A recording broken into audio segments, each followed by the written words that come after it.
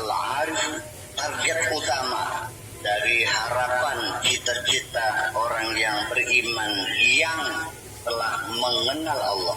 Al-alim yang berilmu, intelektual, baba qurbihi minal haqqi azza wa jalla, adalah ingin selalu mendekat dengan pintunya Allah subhanahu, ya, ingin menjadi orang yang dekat dengan Allah.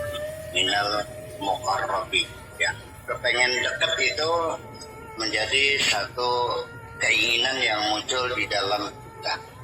Ketika kamu punya teman jadi presiden juga pengen dekat kan? Sama orang aja pengen dekat enggak? Ya. Orang beriman tidak pernah ingin dekat dengan orang kaya siapapun. Orang beriman tidak pernah ingin dekat dengan pejabat siapapun. Dia semata-mata hanya dekat dengan Allah saja. Minimal kalau dekat dengan pejabat kan dapat kemudahan-kemudahan. Minimal kan kalau dekat dengan orang kaya kan bisa pinjam uang. Kalau dekat dengan Allah, is everything, adalah segala-galanya. Kalau kamu tahu, kalau nggak tahu ya nggak apa-apa. Wa ayyasila qalbuhu ilaihi fid dunya qabla al-akhirah.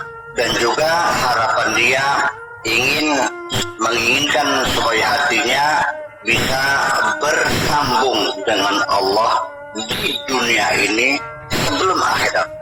Supaya hatinya sudah terkonek dengan Allah subhanahu wa ta'ala.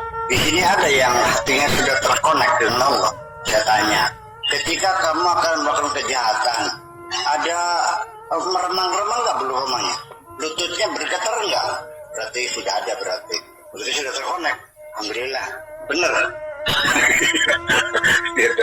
Kalaupun nanti dalam pertempuran melawan setan-setan yang bergumul di hatimu itu ternyata kamu kalah dan sampai akhirnya terjerumus melakukan kejahatan, setelah itu muncul penyesalan nggak?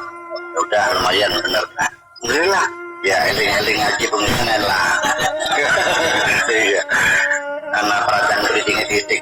Tapi sekali-kali kalah ya biasa lah. Tidak ada jaminan kamu selalu menang.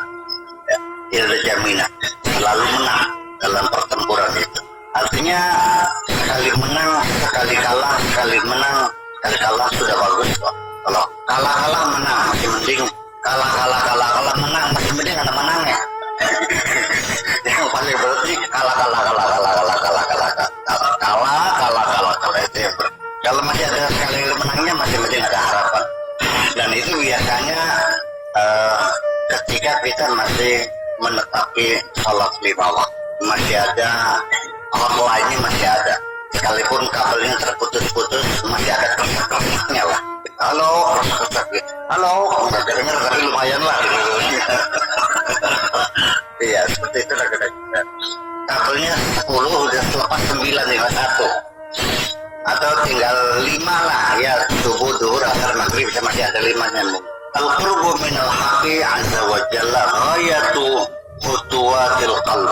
Ya, keinginan untuk dekat dengan Allah itu merupakan target terakhir, langkah-langkah yang dilakukan oleh hati. Wa masaratis sirri, dan semua gerak palung hatimu itu. Asir itu palung hati yang paling dalam. Ini aroka, aku melihatmu.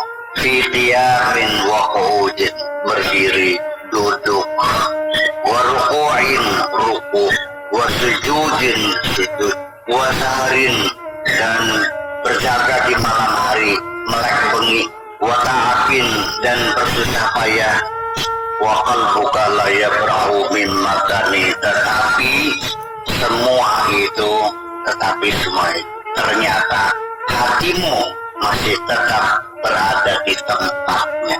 Kamu melangkah pagi dan sore, melangkah, bertahun-tahun lamanya kamu melangkah. Ternyata ketika menengok ke belakang, pohon asem masih ada di belakangmu. Artinya berjalan udah bertahun-tahun kamu berjalan. Begitu menengok ke belakang, pohon asem masih ada di belakang. Jadi kamu bergerak enggak? Itu namanya berjalan di tempat. nampak. Berdiri seperti itu, kaki kanan maju, kaki kiri mundur, kaki kiri maju, kaki kanan mundur. Itu namanya berjalan di tempat. Bergerak nggak? Enggak. Tetap fi makani wala yakhruju min baiti wujudihi, dan tidak pernah keluar dari rumah keberadaannya. Masih di rumah juga, masih belum keluar, masih di dalam rumah juga. Wala yatahawwalu an adatihi, dan tidak pernah berubah dari kebiasaan-kebiasaan, ya, seperti itu juga tidak ada perubahan sedikit pun. Padahal sujud iya, ruku iya, seremoni mah getol banget kamu nih. Tapi ternyata berjalan di tempat, kita melihat banyak orang yang berubah hanya aksesorisnya saja, pakaiannya, sorbannya, jubahnya, jenggotnya, dan sebagainya. Jangan ketawa. Ya, karena dia sendiri membuat kesalehan itu hanya pada aksesoris. Untuk menipu orang, kamu neng-teng tasbih sehari-hari. Ternyata bukan subhanallah, hitungan mobil. Usduq fi talabi maulaka azza wa jalla. Tolong yang jujur. Sebetulnya kamu minta apa kepada Tuhanmu itu? Ketidakjujuran yang ada pada diri kita. Dan jangan-jangan di dunia ini juga mencari orang jujur sudah jarang.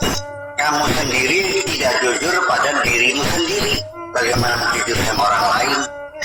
Ini termasuk untuk diri saya sendiri juga sama berlaku umum. Kalaupun saya jujur, ya kejujuran saya juga terbatas. Ya, ketika saya diberi amanah mengelola uang 1 miliar, 2 miliar, saya masih bisa jujur. Insya Allah saya jujur. Tapi kalau sampai 10 triliun saya nggak yakin. Karena juga saya paham kelemahan saya. Disisipi perempuan seperti Bitarmi, seperti Juleka, seperti Darkem, saya bisa bertahan. Jadi kalau disipin cewek kayak Syahrini, saya nggak yakin kok. Sebab saya juga punya batas kemampuan, ada batas. Jadi jangan granted, aku mampu, aku bisa. Berhati-hatilah. Saya kira sama. Waqad aghnaka sidquka an katsiri minat ta'abid. Padahal kalau kamu itu dengan bermodalkan kejujuran, itu kamu lebih hebat daripada kamu melakukan ibadah-ibadah yang hanya menimbulkan capek dan pegelnya aja. Banyak ibadah-ibadah yang yang melelahkan sekali. Iya. Tapi karena tidak ada kejujuran di hatimu, ya nothing. Ya mungkin kamu melihat orang itu bersujud ya, tapi juga izinkan saya untuk melihat orang itu sedang meleding, sedang nungging gitu. Karena Anda melihat dari depan, saya dari belakang. Kamu bisa saja melihat orang dermawan. Tolong izinkan saya untuk melihat dia lagi cari suara. Ada nggak orang begitu cari suara? Kalau nggak jadi, minta balik nggak? Ditagih kok.